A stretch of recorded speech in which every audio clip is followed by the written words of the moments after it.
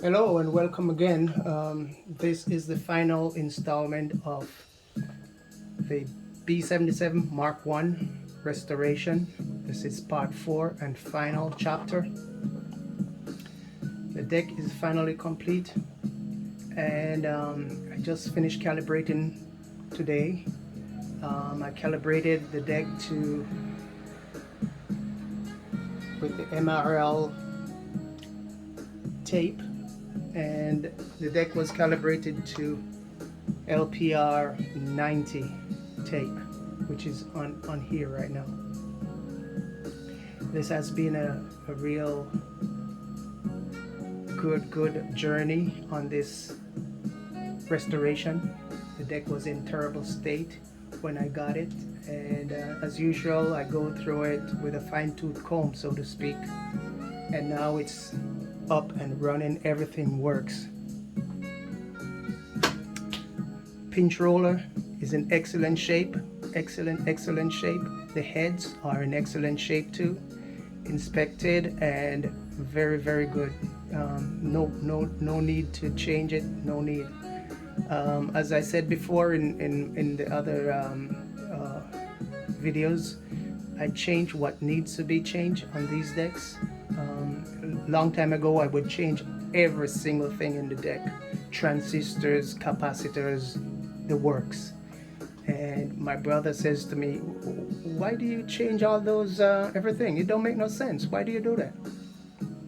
And I thought about it, and he was right, because I went back and I tested those components that I always change, and 95-96% of them are good. So but the capacitors I do change because of obvious reason. They'll just disintegrate after a while. But anyway, here we are. The tape has a digital counter now. I'll just to 0, and I also have a pause module in the deck, meaning when the deck is being played like so, right, I can press pause, the tape stops, and then when I press pause again, it starts. The Revox tape, they just come with the pause button. When you press the pause, you have to hold it for it to stay in place. But as soon as you let it go, it starts running. So when I'm recording, for example, if we go to record right now, right, and let's say I'm recording this music, and I want to change the CD. I just go ahead and pause, do my thing over there, change everything, come back, boom. See? Prior to that, I would have to hold it down and be like a octopus to get to the CD to change it. It's just crazy. So this modification is real good. So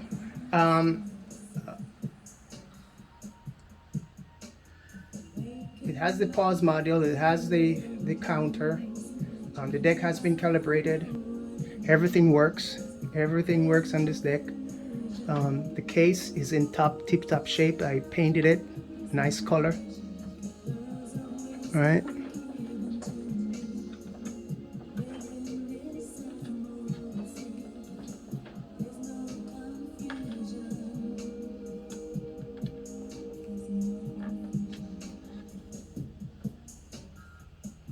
So I'll just give you a little demo of the deck.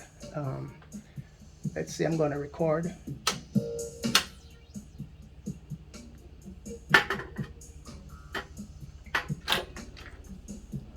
Now I'm recording that sound.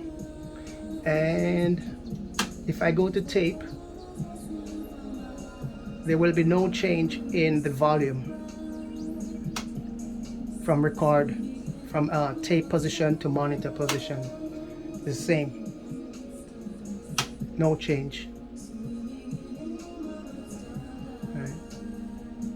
So I can pause it,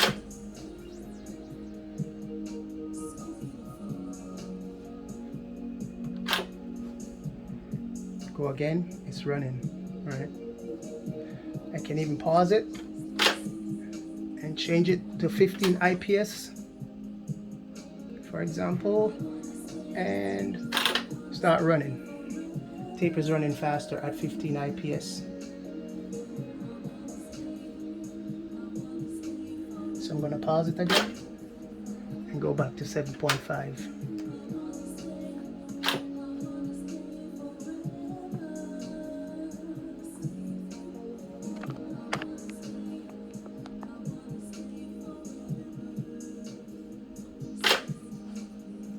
So the deck is up and running, working fine.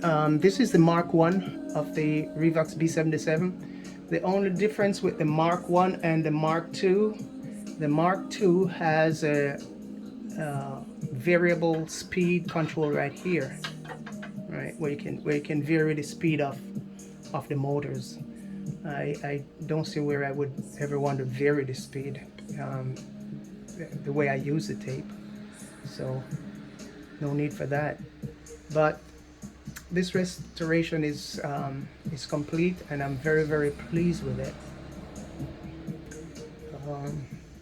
So now every time I finish a deck, I want to keep it, but it's obvious that I can't keep every deck.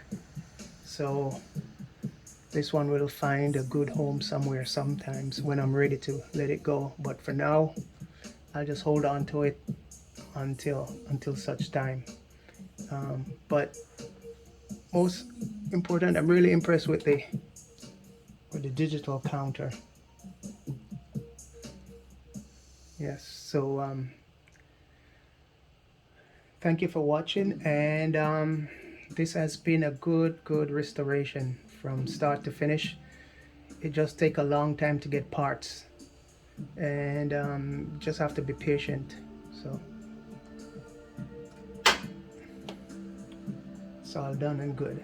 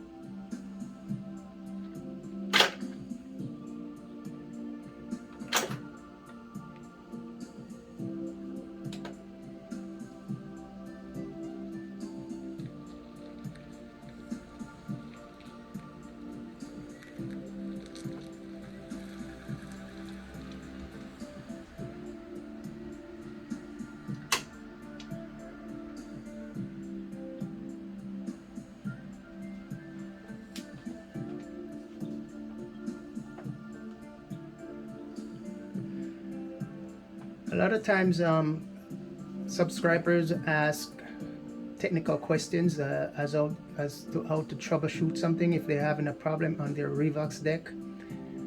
But the thing is, on YouTube, YouTube is not the correct place to get troubleshooting help. It's best to go to tapeheads.net or audiokarma.com, and you can Google those sites, and those are forums where people give advice on how to repair your decks, and that's where I started. I did a lot of I watched a lot of YouTubes to see what people were doing, but to get the real help, you have to go to those forums to get help, and the people there are very responsive and quite knowledgeable on all kind of decks. You know, there is always somebody giving advice on how to repair your decks. So I strongly recommend that you go to one of those forums to get help on troubleshooting your deck. because sending a question to someone you see on YouTube doing repairing decks, that's not the right way to do it. You just go to the forums and you'll get all the help you need. Just thought I'd throw that out. So now I'm gonna play back this tape. I'm gonna rewind it to 0 where I started. Okay, that's about where. And then hit play.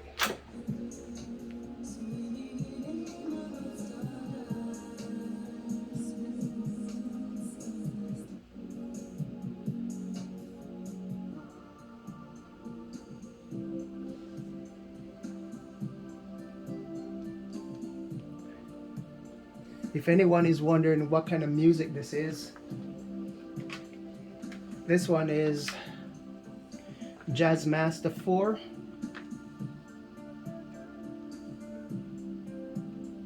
Paul Hardcastle.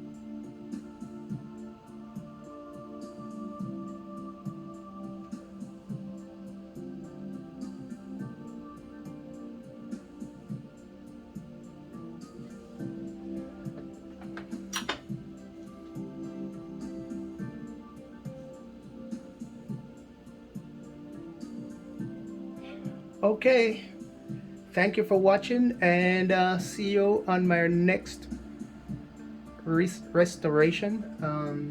I do have an A77, but I'm in no hurry, so while I wait on the perfect time to start doing that one, I will just go ahead and enjoy this B77. And thank you for watching. Bye bye.